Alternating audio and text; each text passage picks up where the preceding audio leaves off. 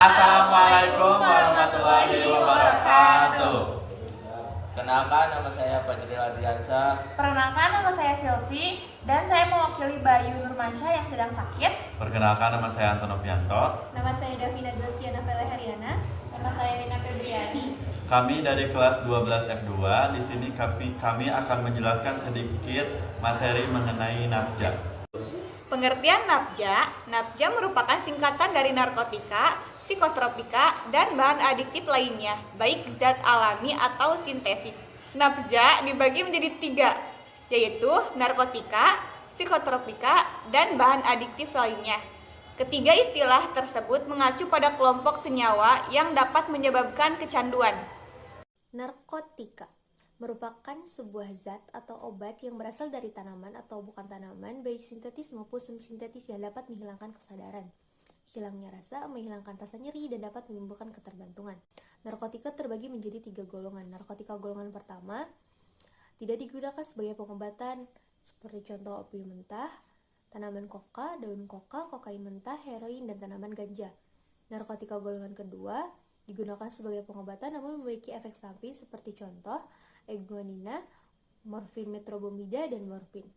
Narkotika golongan ketiga digunakan sebagai pengobatan namun memiliki efek samping, seperti contoh etilmorfina, kodeina, polkodina, dan propiram.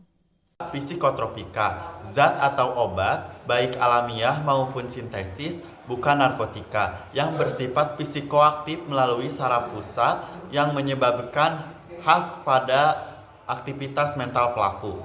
Terdapat 3 golongan psikotropika. Golongan pertama tidak digunakan untuk obat, seperti ekstasi, keterangannya sangat kuat. Golongan kedua digunakan untuk obat, seperti amfetamin, keterangannya kuat. Yang golongan yang ketiga yaitu seperti fenilnitrazepam, keterangannya kuat. Golongan terakhir atau golongan yang keempat digunakan di diazepam, keterangannya ringan. Zat adiktif. Zat adiktif adalah zat atau obat yang bukan narkotika atau psikotropika tetapi berpengaruh buruk pada kerja otak. Contohnya alkohol, rokok, dan zat yang menyebabkan adiksi. Ada beberapa contoh zat adiktif. Yang pertama, inhaler, yaitu zat terdapat pada lem dan pengenceran cat atau thinner. Kedua, alkohol, minuman yang mengandung etanol. Ketiga, tembakau atau rokok. Yang keempat, obat penenang. Kelima, zat yang menimbulkan halusinasi. Ada beberapa golongan narkoba, yaitu ada 3. Yang pertama, golongan A, mengandung 19% sampai 5% seperti bir, sandi, minuman ringan beralkohol, anggur, dan brembali. Golongan B, 5% sampai 20% seperti wine, anggur, ginseng. Golongan C, 20% sampai 45% seperti whisky, vodka, gin, geneva. Dampak negatif narkoba terhadap fisik. Yang pertama, ada kerusakan organ seperti otak, jantung, paru-paru, hati, ginjal, dan yang lainnya. Yang kedua, gejala putus obat atau sakau. Yang ketiga, tertular penyakit berbahaya seperti hepatitis atau HIV. Dampak negatif narkoba terhadap psikis.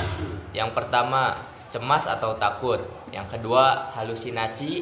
Yang ketiga, agresif. Yang keempat, mudah curiga. Yang kelima, menutup diri. Yang keenam, mudah tersinggung. Yang ketujuh, acuh. Dampak negatif narkoba. Dampak negatif terhadap kehidupan sosial. Yang pertama yaitu membolos. Terus ada berbohong, prestasi akan menurun, lalu nantinya jadi orang yang mencuri, merampok, bahkan mengganggu kestabilan pekerjaan. Selanjutnya, dampak negatif terhadap ekonomi. Narkoba itu kan mahal, uang terbuang percuma. Jika sudah kecanduan, biaya perawatan pun mahal. Lalu, jika sudah kecanduan, narkoba dapat membuat kinerja tidak akan bagus seperti sebelumnya. Nah, adapun manfaat narkoba dalam bidang kesehatan. Lantas, kenapa narkoba diciptakan? Narkoba terdapat manfaatnya dalam bidang kedokteran. Narkotika golongan 2 yang sering digunakan antara lain morfin, fentanyl, petidin, kodein, kokain, amfetamin, dan lain-lain. Di lingkup kedokteran obstetri, narkotika pada dasarnya juga memiliki fungsi yang sama, yaitu sebagai analgesik atau pereda nyeri baik secara operasi, pembiusan, maupun sebagai terapi.